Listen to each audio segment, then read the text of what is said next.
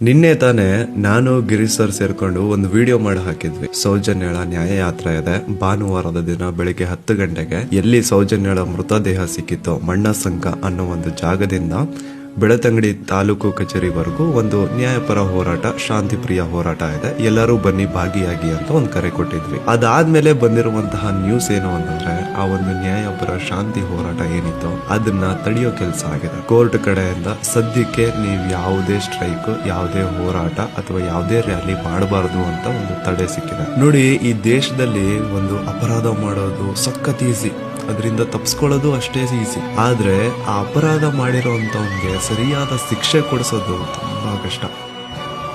ಅದಂತೂ ನನಗೆ ಚೆನ್ನಾಗಿ ಅರ್ಥ ಆಗೋಯ್ತು. ಅದು ಯಾಕೆ ಈ ಒಂದು ಹೋರಾಟಕ್ಕೆ ಸದ್ಯಕ್ಕೆ ತಡೆ ಸಿಕ್ಕಿದೆ ಅಂತ ಮಹೇಶ್ ಶೆಟ್ಟಿ ತಿಮ್ರೋಡಿ ಸರ್ ಅವರು ಒಂದು ವಿಡಿಯೋದಲ್ಲಿ ತುಂಬಾ ಚೆನ್ನಾಗಿ ಎಲ್ಲರಿಗೂ ಅರ್ಥ ಆಗೋ ರೀತಿ ಹೇಳಿದ್ದಾರೆ. ಆ ವಿಡಿಯೋನ ಲಿಂಕ್ ನಾನು ಇನ್ಸ್ಟಾಗ್ರಾಮ್ ಸ್ಟೋರಿಲಿ ಹಾಕಿರ್ತೀನಿ, ಪ್ರತಿಯೊಬ್ರು ಹೋಗಿ ನೋಡಿ.